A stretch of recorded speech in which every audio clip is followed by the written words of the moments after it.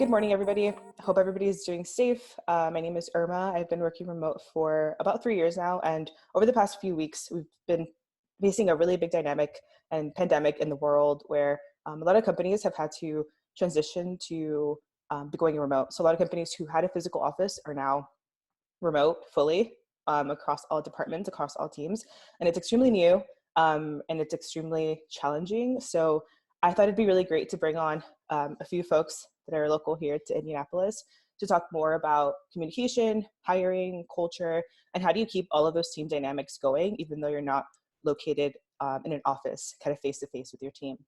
So this is really aimed to help leaders, managers, and HR folks out there that are kind of in the weeds of it and don't really know how to set up their teams. They don't know how to set up communication workflows or processes, and really to help them or help you understand from what these folks are doing at their companies, and hopefully you can take some advice, some tips, action items, and leave feeling a little bit more comfortable and a little bit more prepared to take on everything that comes with working remote, which is a lot.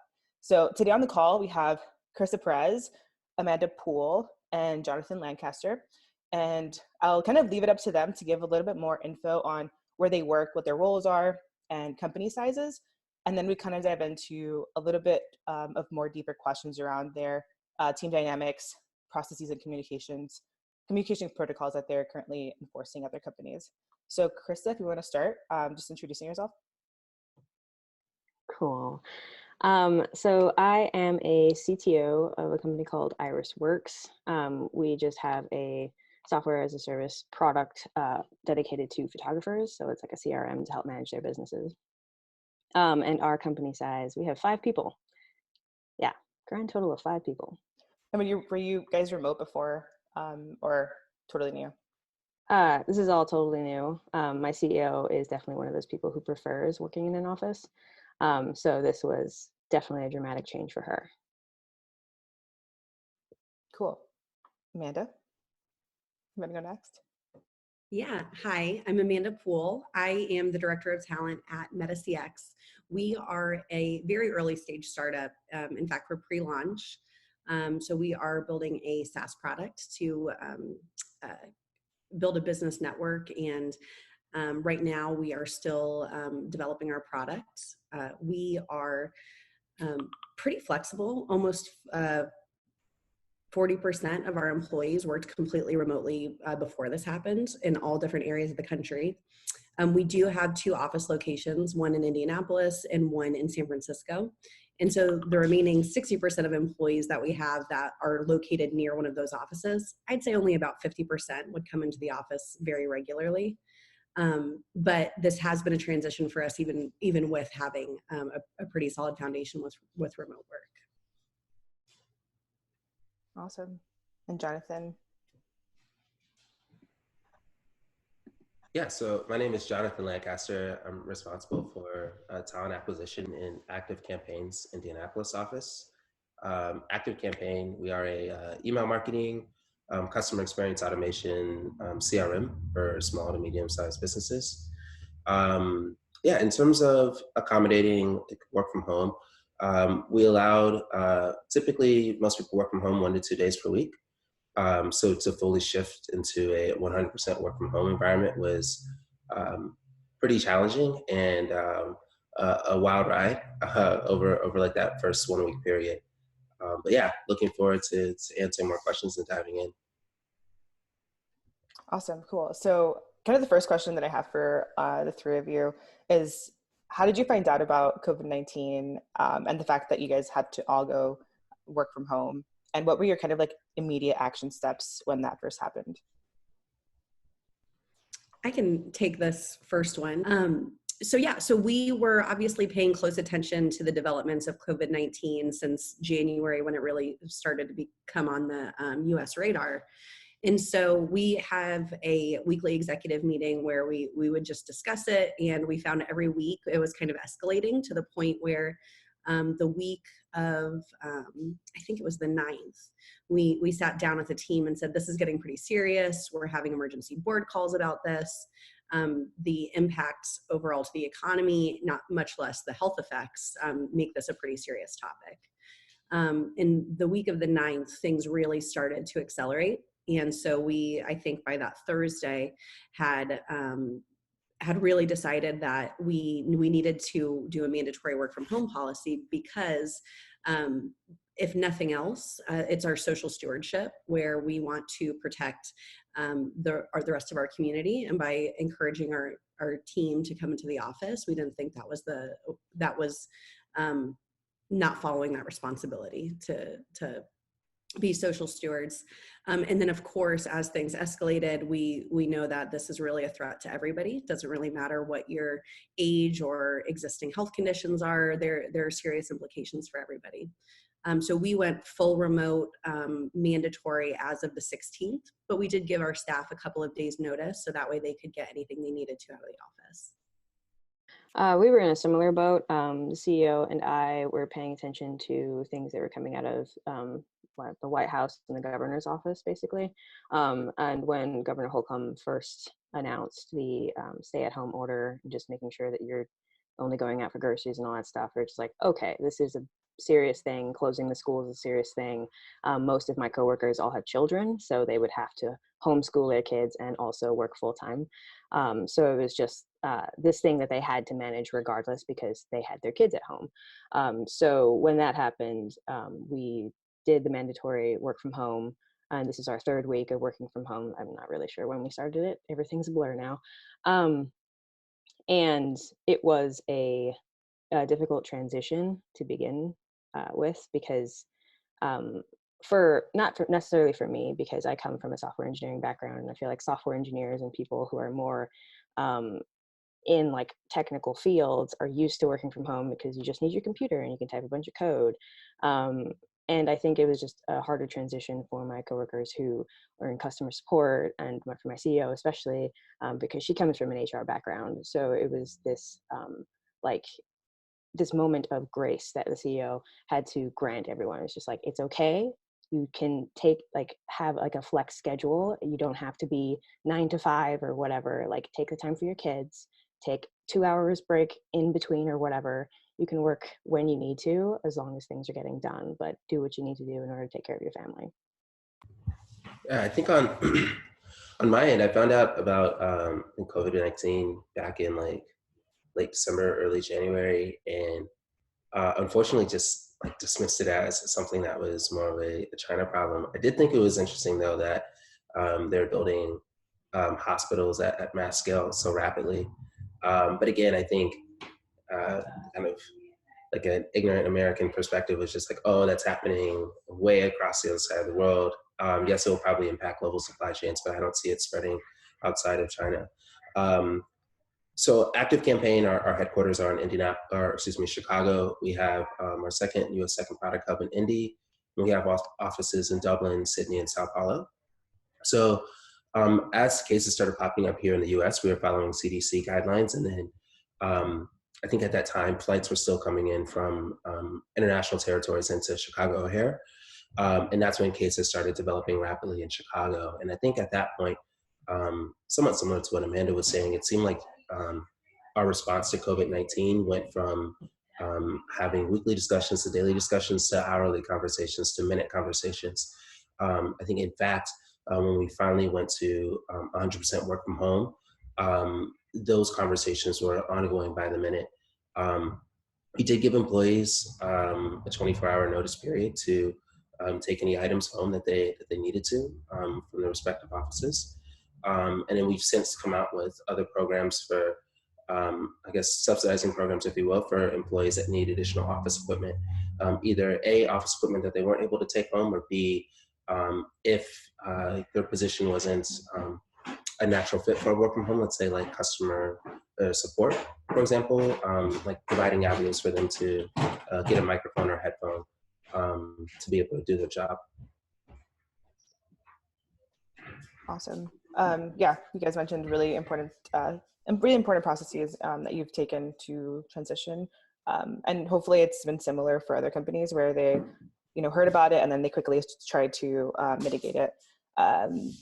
so kind of all of your companies have some sort of HQ, so like a home office where everybody works out of that office, and now you're all fully remote. What was like the biggest consideration that came to your mind in making your team remote, or taking your team from in office to fully remote? Was there something that kind of stuck in your mind as like, I have to really make sure that I'm going to have to perfect communication, for example, before we go remote, or I need to put processes in for maybe like the future of hiring before we go remote? Like, what were those like considerations that were running through your head of like, I need to jump on this because it's like super important for me to for us to figure it out before we push everybody to work from home? For me, it was really defining the difference between working during pandemic and working from home, because I think that that's a big distinction that really needs to be understood during this crisis. Because I think several of you mentioned we've got people who have children home full time. The expectation with work from home is that you do have childcare. When you don't have access to childcare, that changes. Same thing with spouses. With there's so many different situations that make this not the traditional work from home setup.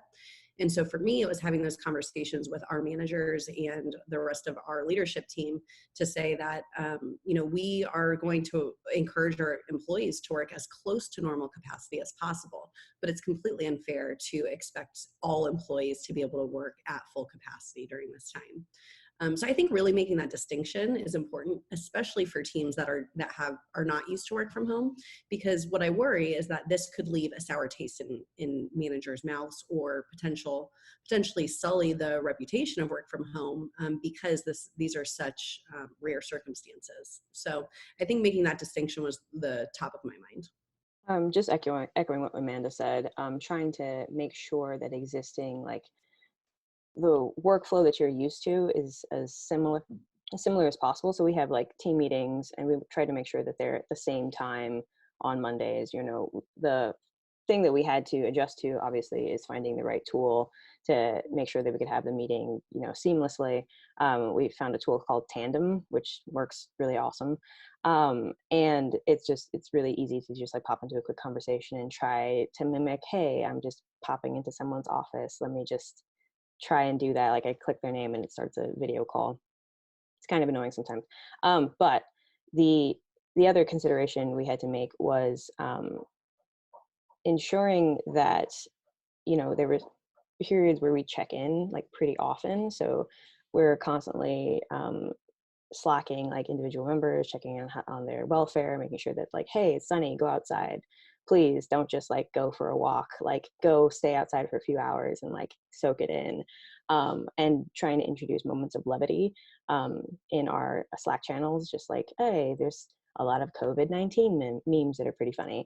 And like those moments I think really help just manage the stress, because this is completely different circumstances that we're not used to, and any moments where we can help relieve the stress is something that we're trying to identify and make sure that we just do it all the time.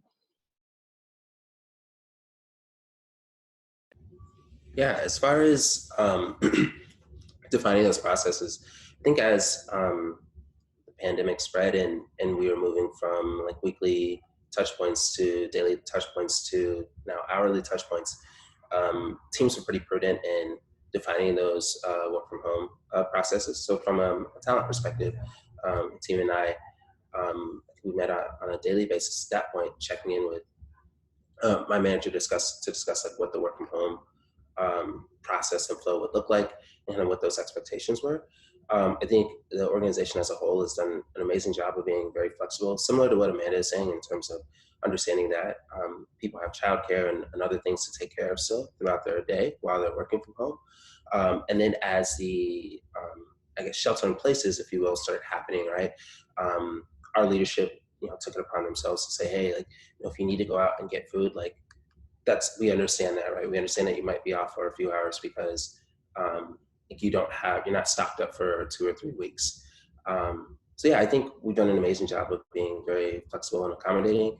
And similar to what you were just mentioning, Caryssa, in terms of going outside in our office Slack channels respectively, so for Chicago, Indy, and then the other respective offices, highlighting the importance of going out for daily walks, and also highlighting the importance of still trying to be physically active. so that you're not just like sitting at home on the couch like I am right now. And then also having like the proper like equipment if you need it, right? In terms of having chairs that are like comfortable for you, and making sure that your work environment is as similar, or excuse me, your work from home environment is as similar to your work environment as possible.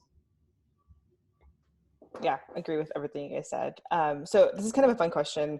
It's been like 3 weeks since you guys have had to work from home, you and your teams. What's been kind of like what's been going well, but what's been going maybe not so well that you're kind of working to improve right now? Collectively as a team, because we're so small, it's a lot easier to just like be a little bit more agile with the changes that we're doing. Like we could change processes very easily. You can add new things. So the CEO, she, and I'm like really proud of her for doing this. We have an emergency parental leave and emergency sick leave in case like, you get sick with COVID, you have this paid leave. And then same thing for parental leave. So like those are the types of things that, really tell people that, please, they take care of yourself. It's okay. Like the work is still going to be there. And, like, please take care of yourself. So that's like one of the things I'm really proud that we've been able to work together and just do. One thing that hasn't really gone so well, I think it's more of a, maybe it's more so of a personal thing. I don't know. But like getting in the proper mindset where it's just like, okay, should I be putting on normal clothes today so I can get into this work mode, and trying not to be this like slovenly mess, and acting like a potato all day long or whatever. I think it's very easy to get into a rut, especially with like the stress. If you read the news, it's very easy to fall into this pit of despair because so many people are dying and all. But it doesn't seem like it's going to be slowing down anytime soon, especially for this country. And I guess making sure that I had to get out of the habit of not looking at the news every single day and starting my day with looking at how many people died yesterday. Like it's the reality of things, yes. However, like staying informed doesn't mean you need to sacrifice your well-being. And I'm trying to really balance that a little bit better. Yeah, Caryssa, I would say the good news for us of what's going well is most things, because we were lucky to have kind of a head start with a remote culture. But to echo what Caryssa was saying, the dissemination of information about COVID to the team, it's really hard to strike that balance between making sure that we're informed, we're educated, we're talking about the legislation that's being passed, we're giving updates to the business, we're changing our financial models, our hiring plans. So being transparent and communicating with the team without overdoing it. There is a such thing as an excess of information. And so striking that balance is something that we've played around with. And so we've essentially got to the point where we've recognized we're going to be talking about this in every stand-up. But however, if you, we've told the team that if it becomes information overload, feel free to recuse yourself from it. And if it's too much for you, just, drop off the call. That's not a problem. You're not going to be questioned. Yeah, I think what has gone well from an organizational standpoint is still staying true to our values and resources that we're providing for our employees. So I guess in a way, still staying true to our company culture. So everything DEI related is now being done via video. In terms of other important employee resource groups, like those are still there. Those dedicated Slack channels are now being more heavily utilized, right? So still making sure that employees have an avenue to, I guess, I don't want to say check out, if you will, but still be able to communicate with each other about non-work related issues has been, I think, very critical to keeping employee morale up. I think for me personally, some of the things that I've struggled with are kind of learning when to turn the switch off. Now that I'm like working from home 100% of the time, I find that I do my typical work day, but then at night, like I'll check back in, I'll respond to that email, or I'll set up some additional calls or I'll send some additional messages, right? So not really knowing when to turn that full switch off. And then earlier this week, I had a sinus infection. So I like reached out to my manager. We discussed like taking what it actually meant to take like a sick day when you're working from home. So like not having the expectation that I'm going to be online, right? Despite only being feet away from my computer and being able to check in if I need to. So I think also we've set up some internal communications about what it really means to draw some fine lines in terms of working from home and when you actually need that space to distance, whether it be that you're sick or you have other duties and obligations that you need to fulfill during the pandemic, right? But actually knowing when to draw those lines and take some time away for yourself. Yeah, I think what you mentioned about setting those boundaries, I think that's really hard, especially if it's your first time working remote as like a team or even just an individual, because it's hard to say, I'm going to stop working at 5 p.m. and just leave it till tomorrow, because it's so easy to just hop back in and pick up the work again.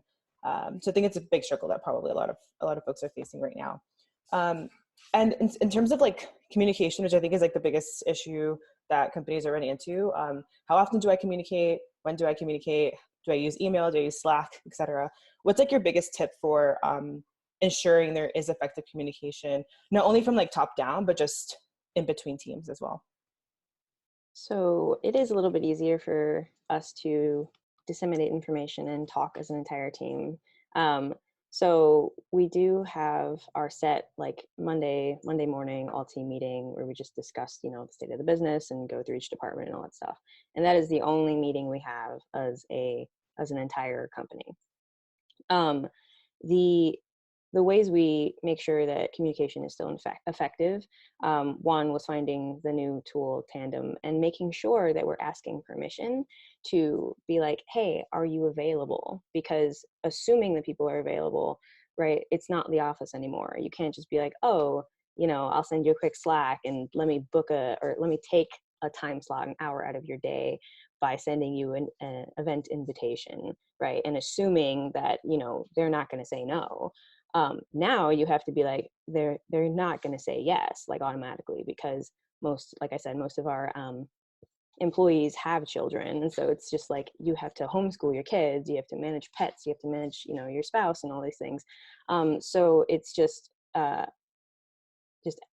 guess, introducing a little bit more kindness and like asking, because that way you could be like, okay, are you free at 12 p.m. for 30 minutes, and we'll just hop on a quick call and talk about this. Cool. And that, I think, alleviates some extra mental stress, because you're not just like, oh, I have 3 meetings today and I didn't expect them or anything like that, and trying to wrangle your kids. So making sure that, 1, there's really not that many meetings that you have anyway, and 2, you're asking permission to take someone's time out of a day. Yeah, I think asking permission is a great point, Caryssa. I also think there is no silver bullet, because every organization communicates differently. Every culture is different. For example, when I joined my current team, I would send emails and realize that they don't get read because we only use Slack, which is great. So now I know that about my organization. Your organization could be completely different. So I think having conversations, if you feel confused, is really important, or setting the tone for everybody and having a meeting and saying, listen, we're going to depend heavily on Slack. And by the way, Slack has functionality where I can give you a quick call through Slack. So expect that may pop up. So deciding what makes sense for your organization and what already exists in your culture is key, and having very frank conversations about what works for you. We talk all the time about setting your own boundaries, where I can't decide if it's okay for me to Slack you at 10 o'clock, but you can tell me if that's okay or not. And so we always reinforce that you need to set your own boundaries with us, and we'll respect those boundaries once we know them. I love that. I love that a lot. I think you actually brought up a really interesting point too, Amanda, from organizational size as well. So Active Campaign, I think we're roughly about 600 to 700 or so employees. So as it responds, and then obviously having global offices as well. So as it pertains to the actual like COVID response, a lot of that communication has come down from the VP and C-suite level in terms of, hey, here's we're going to be extending the work from home to X date. or we're going to come out with a plan to enable you to purchase some equipment or help subsidize that. In terms of the daily communication within teams, that's predominantly taking place within Slack. And I think what I'm really encouraged by is hearing some amazing tips about setting those boundaries. I can't speak about what's taking place with other teams, but I do think within my respective team, there does seem to be like a healthy like line drawn, if you will. And we're definitely not like slacking each other back and forth at 10 p.m. I think roughly speaking, anything after like 9 p.m. or so is like we typically send emails to each other.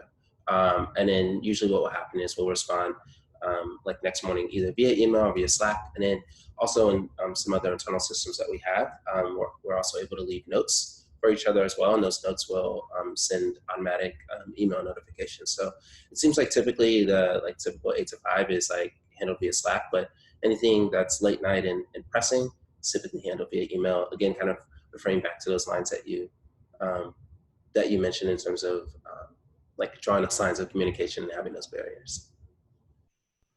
And one last thought on boundaries is we've encouraged people to be protective over their time that they know that they're going to have to decline meetings.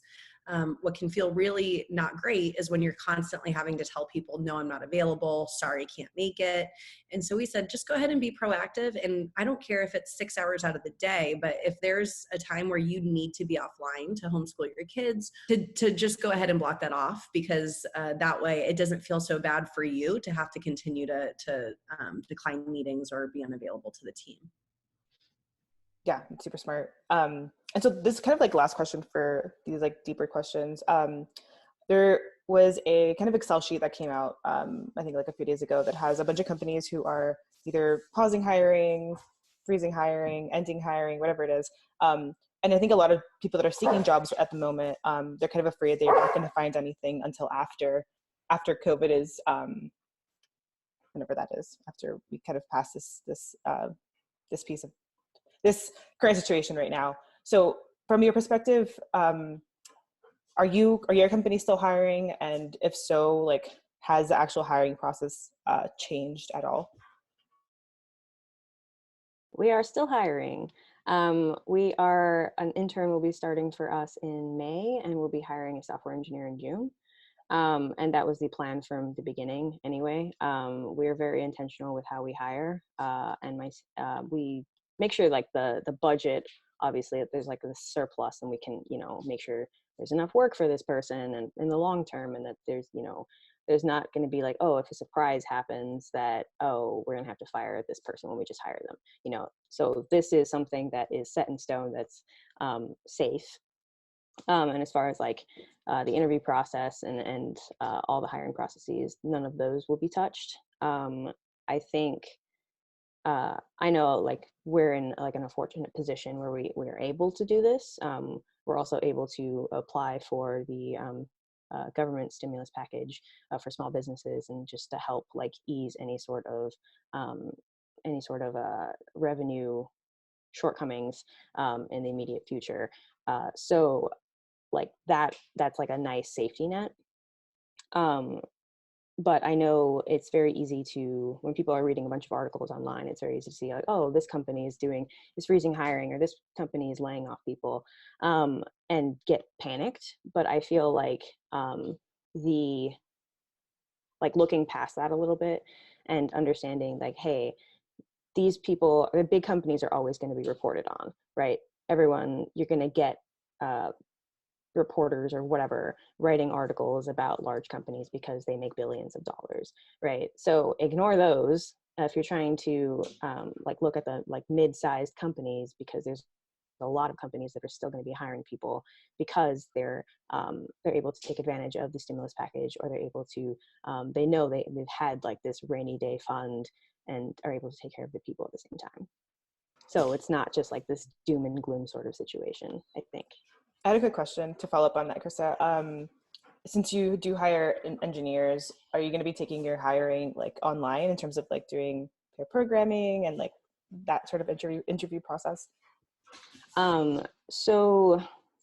damn. I guess if it goes on longer than June, which I hope not, Yes, then like when it comes to that point, like if it's like a few weeks before, we'll prepare and adjust the process and just be like, yes, we're going to do it online. And I mean, we do our initial interviews as a phone screen anyway. And then the second interview is typically in person, where I'm asking like more technical questions. And then we have an hour of pair programming with me. And so that it'll be a little bit harder, but we'll figure it out. We can share our screen. VS Code has this really cool feature where you're able to just like see each other's what you're doing in the file that you're working in. So we'll figure it out, but the overall like high level of the process won't be changing. So I think it's always good to get a couple different varying opinions. So Caryssa, I'll probably take more of the doom and gloom approach, which is definitely to be dramatic. But you touched on a couple things, and I think looking at it from a macro level, the things that are affecting tech companies, since that's where we're all coming from, there's really two different situations that these companies are in. Either they're cash flow positive or they're dependent on venture funding, or a combination of the two. And so when you're cash flow positive, that would seem to be a great place to be right now, because you can sustain your existing operations based on your revenue. Unfortunately, what CFOs need to think about right now are my customers that I already have obtained, are they going to continue to be able to pay me on the schedule that we've agreed upon? Second thing is my sales forecasting now has to be completely reevaluated. Sales are almost at a standstill for most companies right now as we get through this period of uncertainty. And then for venture-backed businesses, they're looking at what their runway is. And so if their runway is only, let's say, 3 months, it's very, very unlikely that they're going to be able to secure funding in 3 months in this current economic climate. And so what they need to do is they need to find ways to extend their runway.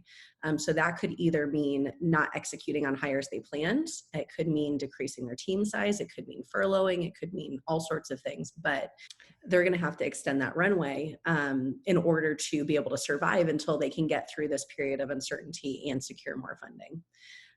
Another aspect that impacts venture-backed businesses, which is very typical of tech companies, is the fact that the stimulus package does not actually cover us. There are small business SBA rules that say essentially that venture-backed businesses have too close of relationships, and so all employees of all investments for each of your investors are counted. So that very, very quickly gets you over that 500 employee count. In addition to that, there's some lobbying happening, so that could change, and I think that we're going to continue to see some stimulus bills. So the good news is that it may change. The hurdle to that is what the government doesn't want to do is to have an impression of we're bolstering these venture-backed businesses, which are backed by usually wealthy individuals and institutions, and so we're essentially saving their investments. So those are both sides of the coin there. So No, as far yeah. Yeah. Sorry, I was just saying that's a really good insight I didn't consider before, so thank you. Oh, of course. And I think it's just nice to know sometimes versus just having a door slammed in your face and like, sorry, we're not hiring anymore, to understand the reason why.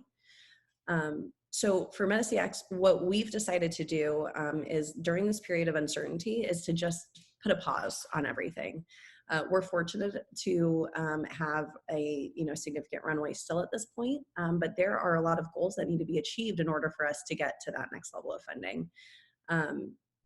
So all that to be said of right now we have paused hiring, but as soon as we get through this period of uncertainty, we are going to be doing everything we can to get back to business as usual.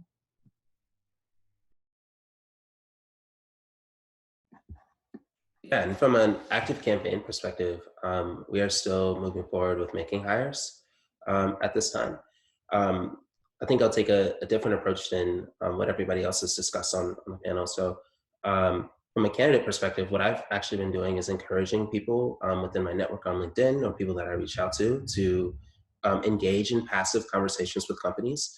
Now is the perfect time to learn more about a company or inquire about future roles. or reach back out to people in talent and say, hey, can you articulate why I wasn't a potential match at that moment in time, or even a hiring manager to say, hey, realize I didn't get the job, but what areas could I improve on so that in the future when I'm interviewing at your company again, right, I would be a better fit for that role. So I think just engaging in a lot more passive conversations right now is a great thing to do if you are I guess a candidate or potentially thinking about making a move in the next year.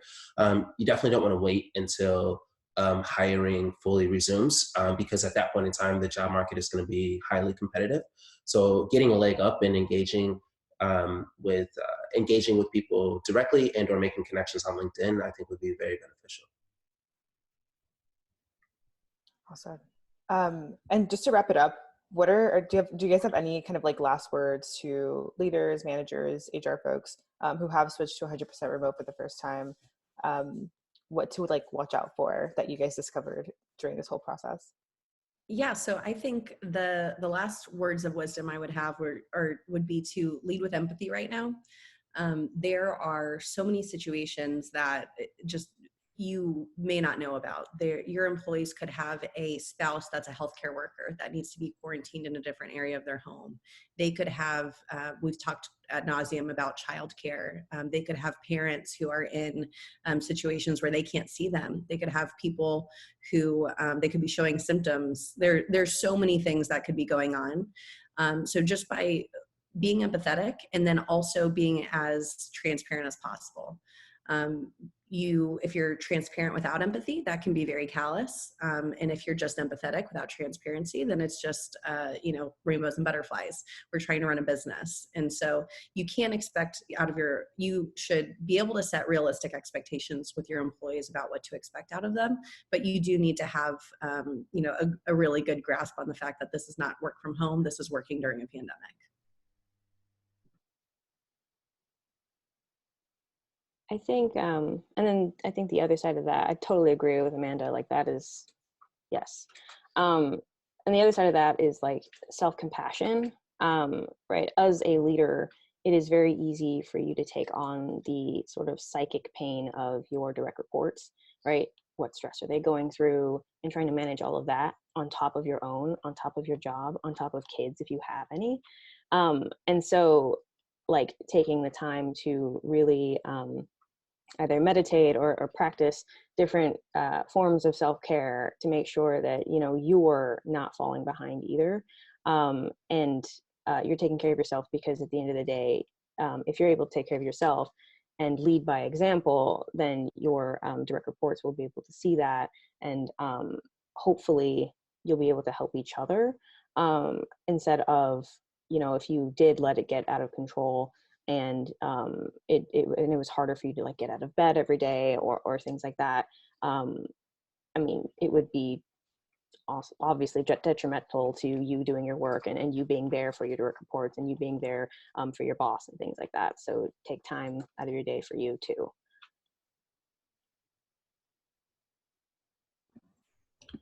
I think so a couple of points have been brought up, right? I'm still understanding that we're still running a business at the end of the day.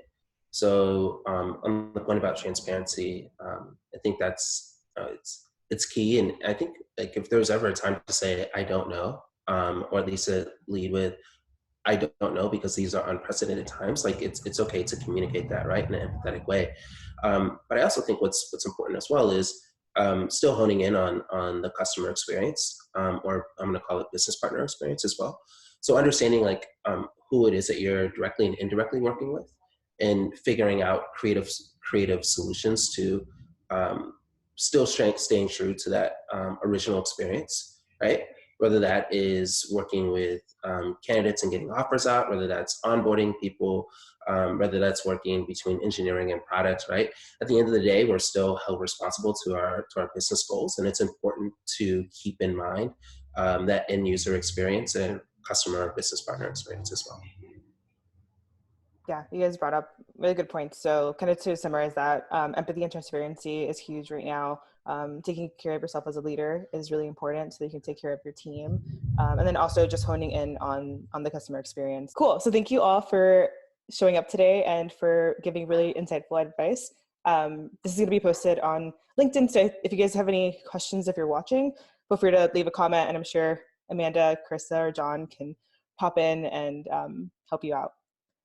So thank you all for being here today. Thanks for having us, Irma. Have a good one. Thank you. Yeah, thank you.